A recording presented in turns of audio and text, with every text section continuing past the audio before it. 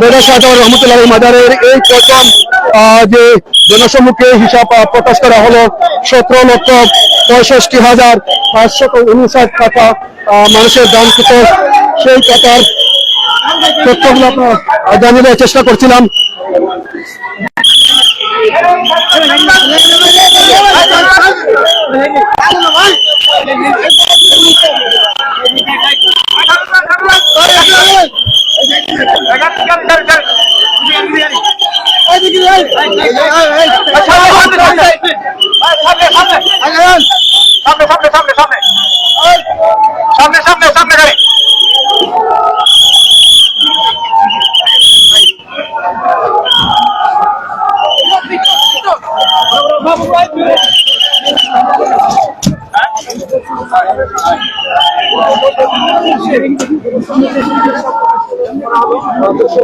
$17,65,559 টাকা দরগা শাহজালাল রহমতুল্লাহ মাজারে মাত্র 3 দিনে মানুষের দানকৃত টাকাগুলা দেখতে পেলেন। সিলেট জেলা প্রশাসনের পক্ষ থেকে সেগুলা দুটি ইলেকট্রিক্যাল মেশিনের মাধ্যমে প্রায় 6 ঘন্টা গণনার পর এই মুহূর্তে সেগুলো তাদের হেফাজতে নেওয়া হয়েছে।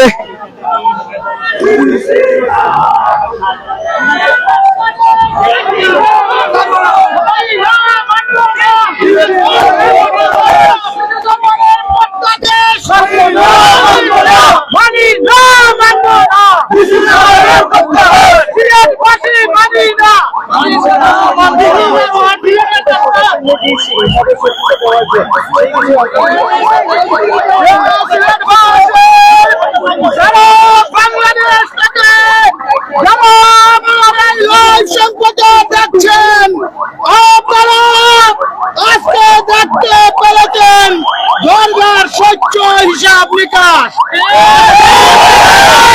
আজকে মাত্র 4 দিনে 17,65,000-এর উপরে এরপরে ডলার এবং সোনা গয়নার হিসাব অবশিষ্ট আর গরু ছাগল তো আর আছে।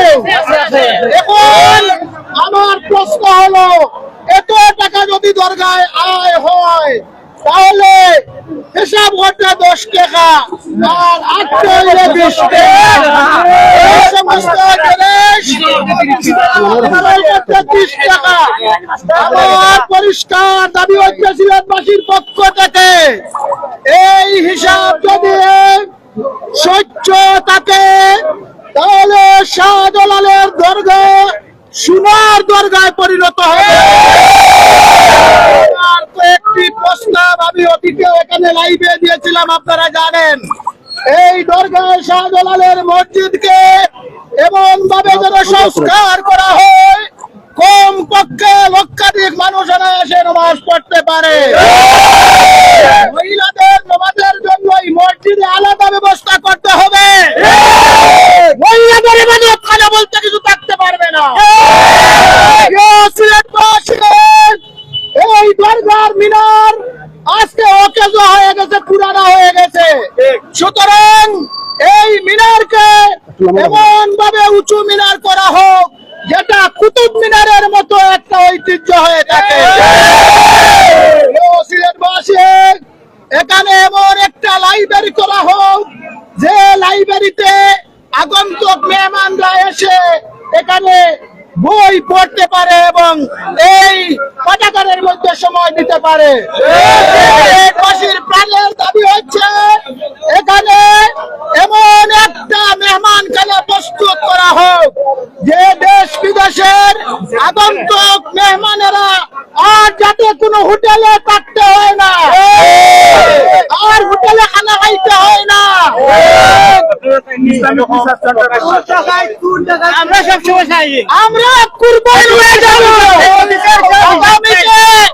আগামীতে যদি এই হিসাব বন্ধ হয়ে যায় তাহলে ইনশাআল্লাহ সিলেটের সচেতন নাগরিকদেরকে সাথে নিয়ে এমন দুর্বার আন্দোলন করব যে আন্দোলনের সাথে সিলেটের মানুষ একাত্মতা পোষণ করবে এবং এই হিসাব নিকাশের ধারাবাহিকতা আমরা অক্ষুণ্ণ রাখবো। ডিসিশন আমরা চাই।